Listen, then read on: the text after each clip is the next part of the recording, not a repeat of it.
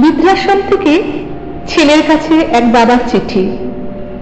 আজ 4 বছর হলো তুই আমাকে দেখতে আসিস না খোকা, যদি পারিস আমাকে এক নজর দেখে যাস। আমার শরীরের অবস্থা ততটা ভালো না। ছোটবেলায় তুই একদিন ইলিশ মাছ খেতে চেয়েছিলি, আমার সামর্থ্য ছিল না, তাই তোকে কিনে দিতে পারিনি।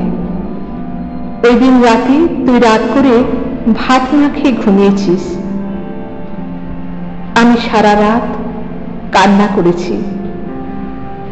সেই দিনটার কষ্ট আমি কোনোদিনই ভুলতে পারবো না। সেই থেকে আজ 32 বছর আমি ইলিশ মাছ খাই না। তোর মা অনেক বলেছিল, তবু আমি খাইনি। তবে জানিস খোকা, ইলিশ মাছ কিন্তু আমারও খুব পছন্দের ছিল। গত 6 দিন ধরে আমার জবান বন্ধ হয়ে গেছে, আর 4-5 দিন ধরে শুধু জল খেয়েই আছি। অন্য কিছু খেলেই বমি হচ্ছে। ডাক্তার বলেছে আমার কি জানি বড় একটা অসুখ হয়েছে। আমি তো বাবা এত কিছু বুঝি না। শুনলাম অনেকদিন ঠিক মতো খাওয়া দাওয়া হয় না, তাই এমনটা হয়। আমি নাকি দুনিয়ার অল্প কয়েকদিনের অতিথি। গতকাল কয়েকজন স্বেচ্ছাসেবী ছেলেমেয়েরা আমাদের বৃদ্ধাশ্রমের সবাইকে দেখতে এসেছে। এখানে একজন মানুষের আমাকে দেখে আর আমি বেশি দিন বাঁচব না শুনে আমাকে সে বলেছিল, কাকা, আমি আপনার সন্তানের মতো, আপনার কি লাগবে আমাকে বলুন, আপনার যা লাগবে আমি কিনে দেব। আমাকে বলুন আপনার মৃত্যুর আগে শেষ ইচ্ছাটুকু আমাকে পূরণ করতে দিন। তখন আমি তার কাছে বলেছিলাম, বাবা, আমার একটা অনুরোধ লাগবে।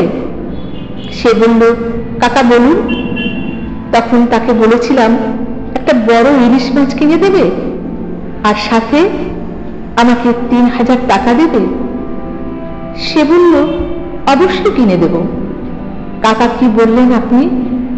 এর থেকেও বেশ কিছু চাইলে কিনে দিতাম, তবে একটা সত্যি কথা বলবেন কাকা, একটা বড় ইলিশ মাছ আর 3000 টাকা দিয়ে আপনি কি করবেন?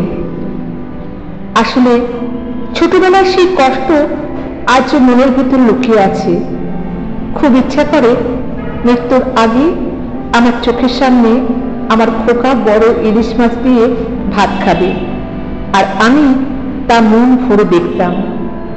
তাহলে আমার আত্মা উপরে গেলেও শান্তি পেত। আর 3000 টাকা খোকার হাতে দেব। শুনেছি আমার খোকা নাকি অনেক বড় অফিসার, আর 10 মিনিটের মূল্য নাকি 2 থেকে 3000 টাকা। অবশ্য কথাটা আমার খোকার বউই বলেছিল আমাকে। তাই ভাবছিলাম যে 10 মিনিট খোকা আমার সামনে বসে ইলিশ মাছ দিয়ে ভাত খেতে, সে 10 মিনিটের টাকাটা তাকে দিয়ে দেব, যেন তার বউ কষ্ট না পায়। সর্বশেষ জানা যায়, চিঠি সন্তানের কাছে যখন পৌঁছায় তার একদিন আগে তার বাবা মারা যায়। মারা যাওয়ার সময় বাবার হাতে 3000 টাকা মোড়ানো ছিল, আর সাথে আর একটা চিরকুট ছিল। সেখানে লেখা ছিল, মৃত্যুর আগে শেষ দেখাটা হলো না খোকা, ভালো থাকিস, আর তোর সন্তানকে মানুষের মতো মানুষ করিস। যদি আমার এই চিঠি তোর হাতে কখনো পড়ে, সেদিন হয়তো আমি এই পৃথিবীতে নাও থাকতে পারি।